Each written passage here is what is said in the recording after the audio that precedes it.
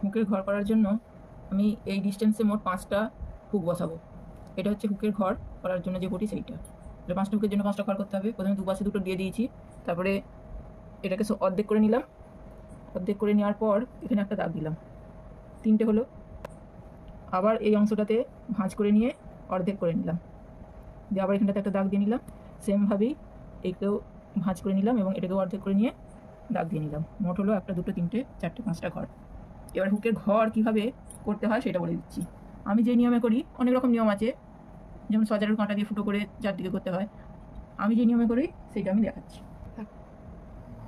প্রথমে সুতোটাকে 4 ভাঁজ করে নিতে হবে। 4 ভাঁজে সুতো পরিয়ে একদম যেই সেলাইটা আছে সেলাইয়ের গায়ে যেই দাগটা দিয়েছি, দাগের পাশ থেকে এরকম করে তুলে নেবো চুষটাকে, দিয়ে 2 সুত পরিমাণ গ্যাপ রেখে আবার এদিক থেকে এদিকে একটু বেশি মোটা করে কাপড়টাকে তুলতে হবে।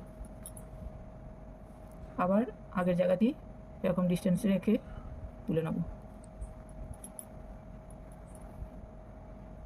এরপর সূচের পিছন দিকটা দিয়ে এখান দিয়ে গলিয়ে ফাঁস দিয়ে নেব।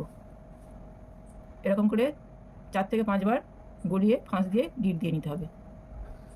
2 বার হলো, 3 বার, 4 বার। 4 বারেতেই আমার মোটামুটি এখানটা ফিল আপ হয়ে গেল। ব্যাস, এরপরে এই ছুঁচটাকে এই যে দুটো জায়গায় আমি তুলেছিলাম এর মাঝখান দিয়ে আমি ছুঁচটাকে উল্টো দিকে গলিয়ে নেব।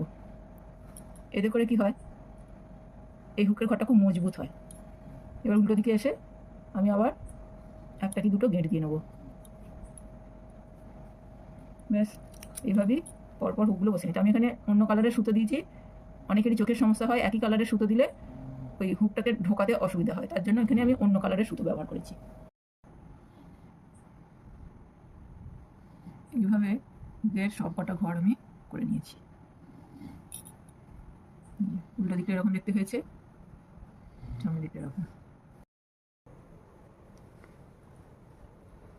বোতামের ঘরগুলো একদমই দেখা যাচ্ছে না যখন আমি এই হুকটা বসিয়ে দিয়েছি, সেই জন্য এর কালারটা আমার আলাদা হওয়ার জন্য অসুবিধে কিছু নেই, কেননা